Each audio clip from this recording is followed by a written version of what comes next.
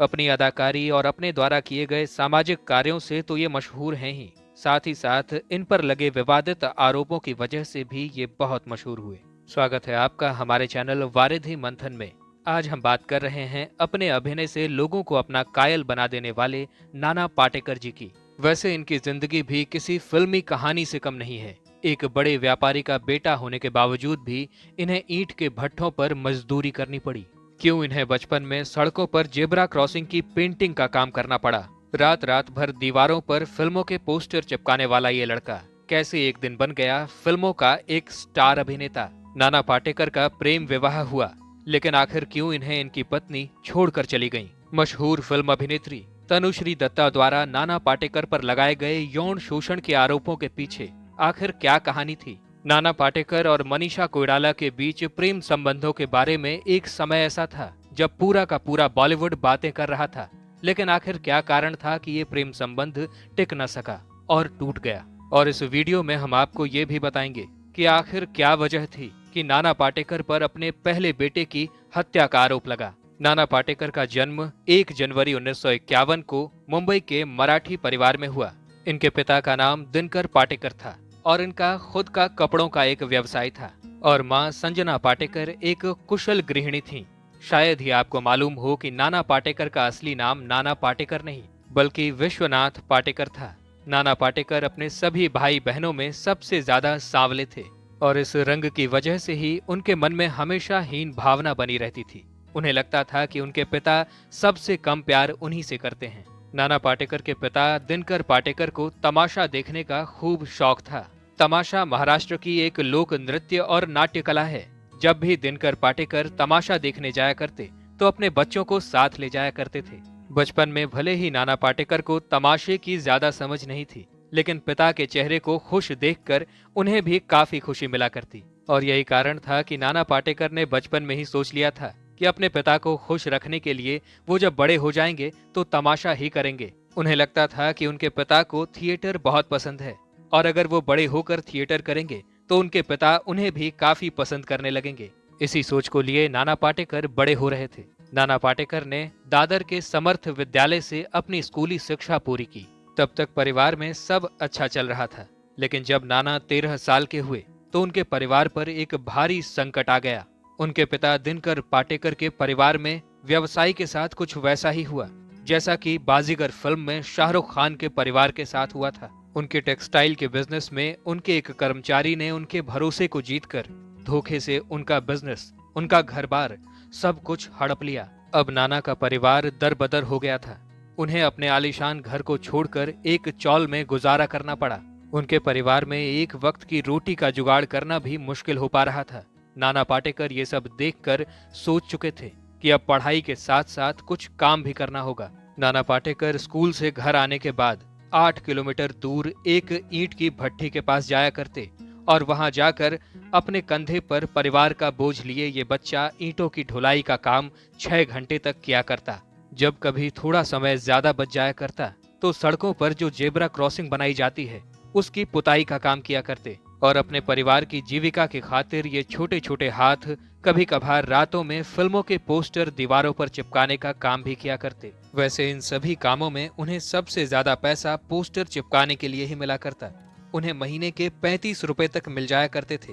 नाना पाटेकर की रुचि बचपन से ही पेंटिंग में बहुत ज्यादा थी और इसी रुचि के कारण उन्हें पोस्टर पेंटिंग का काम करना काफी अच्छा लगता था। धीरे धीरे नाना पाटेकर की स्कूली पढ़ाई पूरी हो गई और फिर उन्होंने अपने ही कमाए पैसों से अपना एडमिशन जे आर्ट कॉलेज में करवाया और साथ ही साथ अपनी जीविका चलाने की खातिर भी छोटे मोटे काम करते रहे। जब पढ़ाई पूरी हो गई तो उन्हें पूना की एक एड एजेंसी में काम भी मिल गया।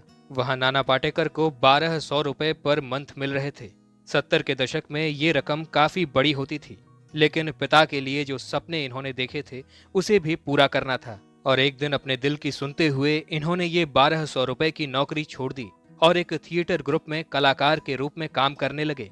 पर अब नाना पाटेकर की आय में कमी आ चुकी थी। जहां उन्हें उस नौकरी से 1200 रुपए प्रतिमाह मिल रहे थे, वहीं यहाँ पर शो के लिए 50 रुपए मिला करते, और शोज भी रोजाना कहाँ होते हैं। महीने में 8 शो से ज्यादा नहीं कर पाते थे और नौकरी छोड़ने के इस फैसले के खिलाफ उनका पूरा परिवार आ गया। और इस सब में अगर कोई इनके साथ खड़ा था तो वो थे इनके पिता।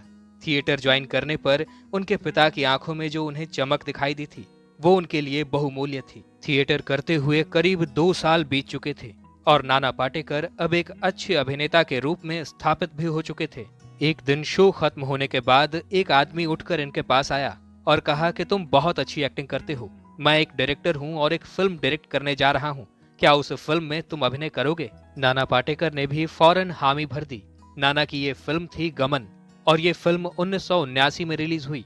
हालांकि ये फिल्म उस वक्त फ्लॉप हो गई थी और नाना पाटेकर को भी इससे कोई पहचान नहीं मिली। नाना पाटेकर की इस असफलता ने उन्हें एक बार फिर मुंबई से पुणे आने को मजबूर कर दिया और नाना एक बार फिर पुणे आकर थिएटर में काम करने लगे। लेकिन अब की बार उनकी मुलाकात एक नई आई अभिनेत्री नीला कांति से हुई।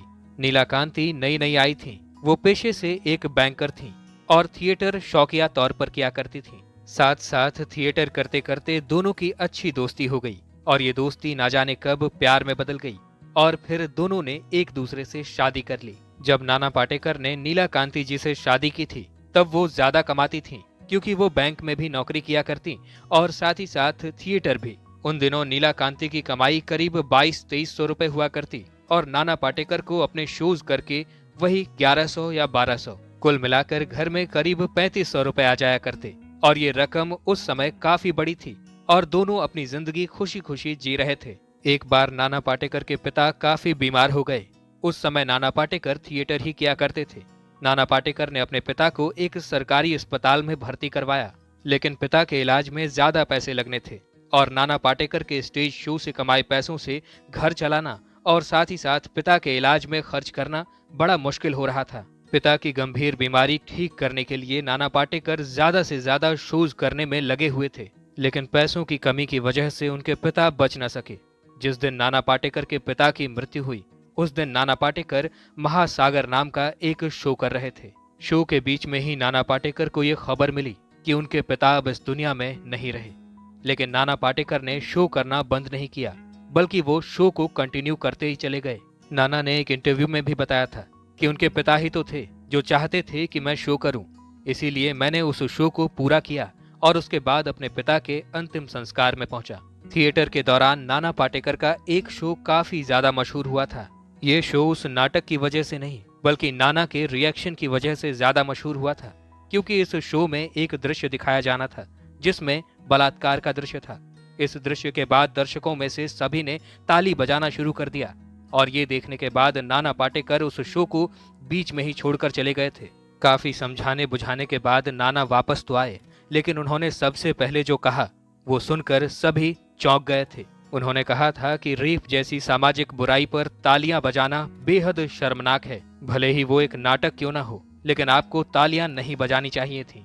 इस तरह नाना पाटेकर ने अपनी जिंदगी और अपने थिएटर को अपने सिद्धांतों पर जिया। धीरे धीरे थिएटर करते करते फिर से करीब 2 साल का वक्त बीत चुका था। नाना पाटेकर एक शो ही कर रहे थे, लेकिन आज का शो काफी ज्यादा खास था क्योंकि इस शो को देखने के लिए उस समय की मशहूर अभिनेत्री स्मिता पाटिल आने वाली थी। वैसे तो स्मिता पाटिल नाना पाटेकर के साथ गमन फिल्म में काम कर चुकी थी और वो नाना की एक्टिंग से काफी ज्यादा प्रभावित भी थी। इस शो को देखने के बाद स्मिता ने नाना पाटेकर से कहा था कि आप जानदार एक्टिंग करते हैं, एक बार फिर फिल्मों में क्यों नहीं ट्राई करते। नाना पाटेकर ने मुस्कुराते हुए कहा था कि मुझे कौन देगा फिल्मों में काम, ना तो मेरी आवाज अच्छी है और ना ही मैं खूबसूरत हूँ। इस पर स्मिता जी ने कहा था कि आप एक बार मेरे साथ मुंबई चलिए, मैं आपको फिल्मों में काम दिलाऊंगी। नाना पाटेकर पहले तो नानुकुर करते रहे, लेकिन अपने साथियों के खूब समझाने पर उन्होंने आखिरकार हामी भर दी। स्मिता पाटिल डायरेक्टर रवि चोपड़ा के पास नाना पाटेकर को लेकर गईं। रवि चोपड़ा उन दिनों आज की आवाज नाम की एक फिल्म बना रहे थे जिसमें स्मिता पाटिल भी काम कर रही थी। स्मिता पाटिल ने रवि चोपड़ा से नाना पाटेकर को इस फिल्म में काम देने के लिए गुजारिश की। रवि चोपड़ा ने एक बार नाना पाटेकर को ऊपर से नीचे तक देखा और फिर कहा कि मैं इन्हें इस फिल्म में एक नकारात्मक किरदार दे सकता हूँ। नाना पाटेकर इस रोल को करने को तैयार नहीं थे, लेकिन स्मिता पाटिल समझदार थीं और वो जानती थीं कि इस रोल से क्या प्रभाव पड़ सकता है। उन्होंने नाना पाटेकर को समझाया कि आप फिल्मों में काम करके एक बार अपनी एक्टिंग का जलवा तो दिखाइए। नाना पाटेकर मान गए और इस फिल्म में उन्होंने जगमोहन का किरदार निभाया। फिल्म आज की आवाज अच्छी हिट साबित हुई, लेकिन नाना पाटेकर के किरदार को किसी ने भी नोटिस नहीं किया। अब नाना पाटेकर को एक हिट फिल्म से बॉलीवुड में एंट्री तो मिल गई थी, लेकिन उन्हें जो रोल ऑफर हो रहे थे वो काफी छोटे हुआ करते थे। जैसे नाना पाटेकर ने मोहरे, अंकुश, प्रतिघात जैसी फिल्मों में काम तो किया, लेकिन इससे भी इन्हें पैसे मिल रहे थे, पहचान नहीं। नाना पाटेकर मेहनती तो थे ही।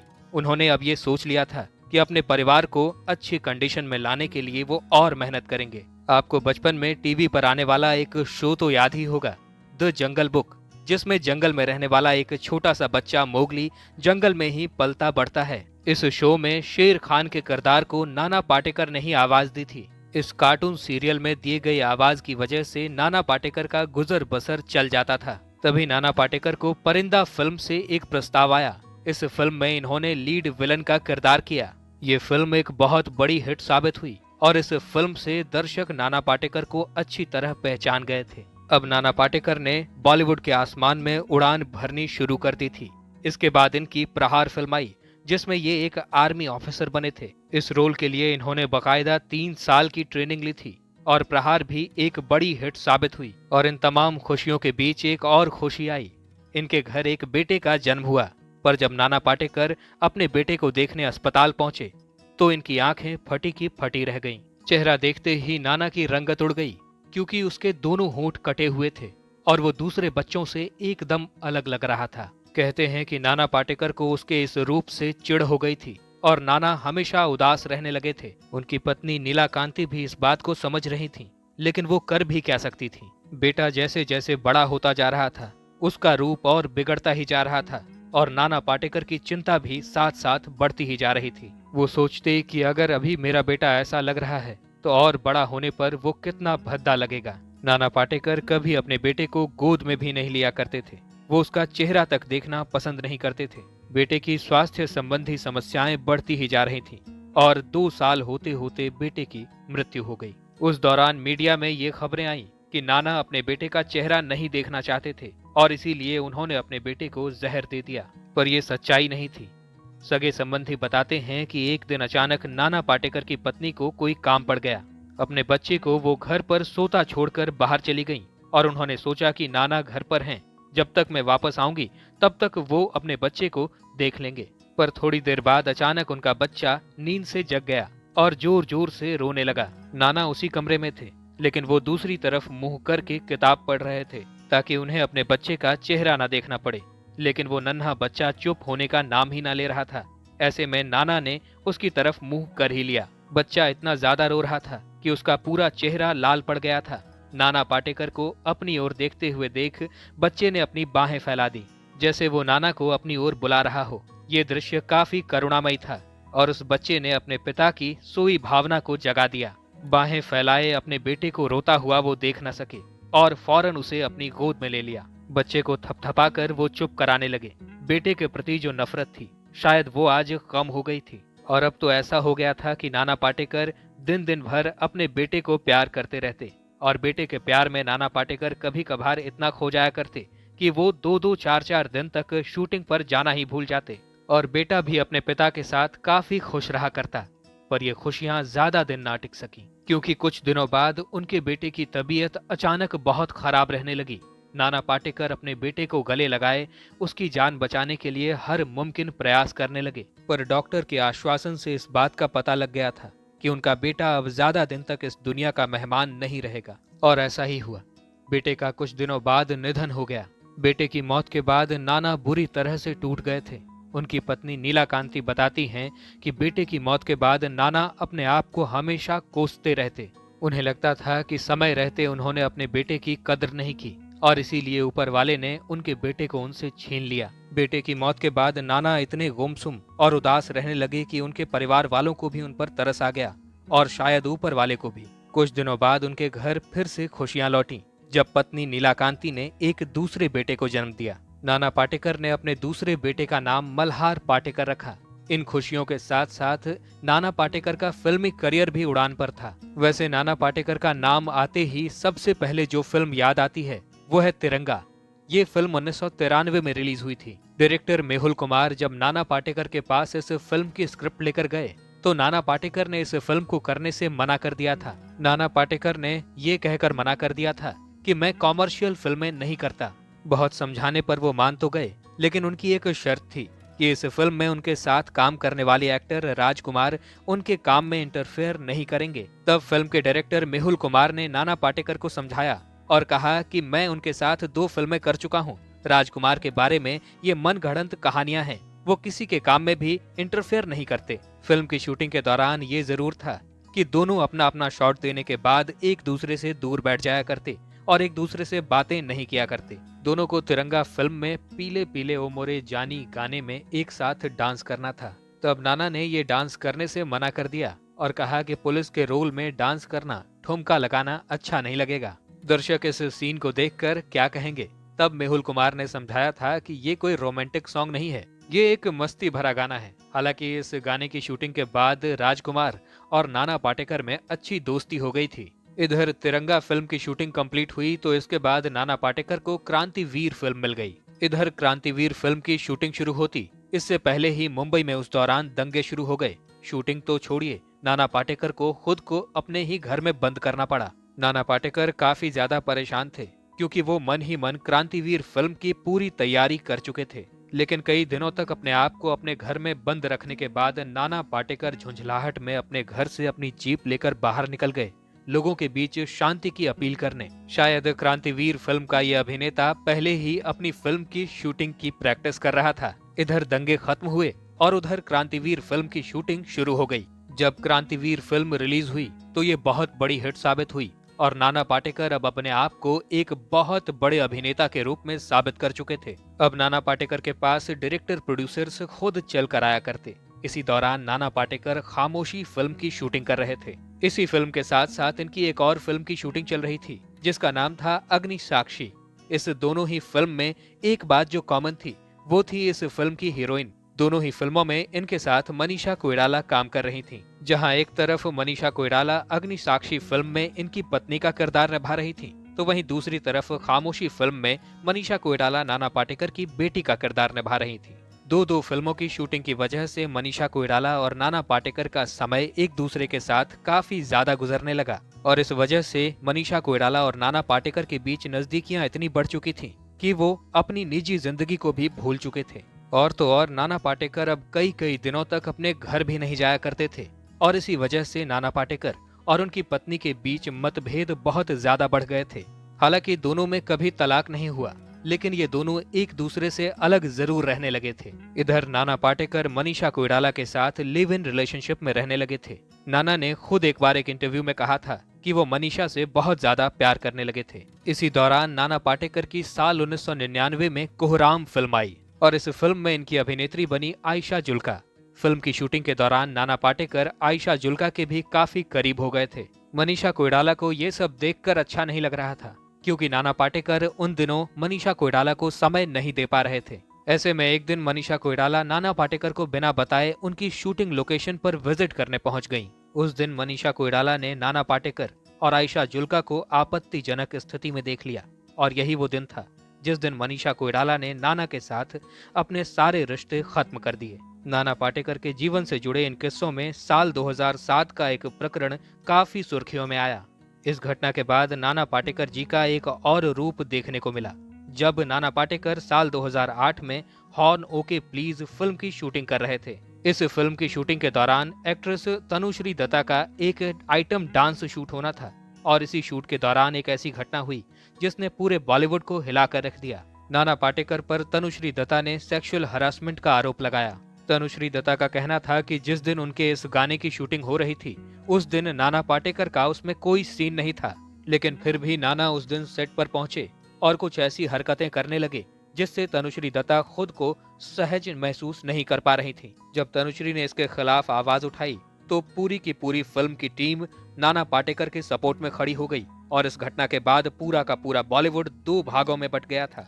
ज्यादातर लोग नाना पाटेकर के सपोर्ट में खड़े हो गए थे क्योंकि इससे पहले नाना पाटेकर के लव अफेयर्स के बारे में तो लोगों ने सुना था, लेकिन ऐसी घटना के बारे में पहले किसी ने कभी नहीं सुना था। इसके कुछ समय बाद ही तनुश्री दत्ता ने बॉलीवुड से दूरी बना ली।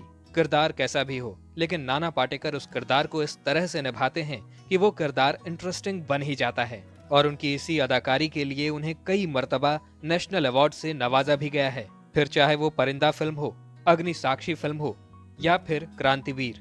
आश्चर्य की बात तो ये है कि नाना पाटेकर आज इतने बड़े स्टार होने के बाद भी अपनी मां के साथ 1 BHK के एक फ्लैट में रहते हैं और अक्सर मीडिया में ये खबरें आती रहती हैं कि वो गरीब और मजलूम की मदद करते कभी न कभी कहीं न कहीं जरूर पाए जाते हैं। अभी जब कुछ समय पहले महाराष्ट्र में सूखा आया था तो नाना पाटेकर ने किसानों की 15 लाख रुपए से मदद की थी। नाना पाटेकर साहब का कहना है कि वो फिल्मों में केवल रचनात्मक संतुष्टि के लिए काम करते हैं, न कि अपना जीवन विलासिता के साथ जीने के लिए। भारतीय सिनेमा के इतिहास में नाना पाटेकर का नाम हमेशा गर्व से लिया जाएगा। वारिधि मंथन चैनल इनकी आने वाली फिल्मों के लिए इन्हें शुभकामनाएं देता है। नाना पाटेकर की कौन सी फिल्म या कौन सा डायलॉग आपको सबसे ज्यादा पसंद है, हमें कमेंट्स में जरूर बताइएगा। वीडियो पसंद आई हो तो इसे लाइक करिएगा और अगर आप हमारे चैनल वारिधि मंथन पर नए हैं तो इसे सब्सक्राइब करके बेल आइकन दबा दीजिएगा ताकि ऐसी ही अनसुनी कहानियां हम आपके लिए हमेशा लाते रहें।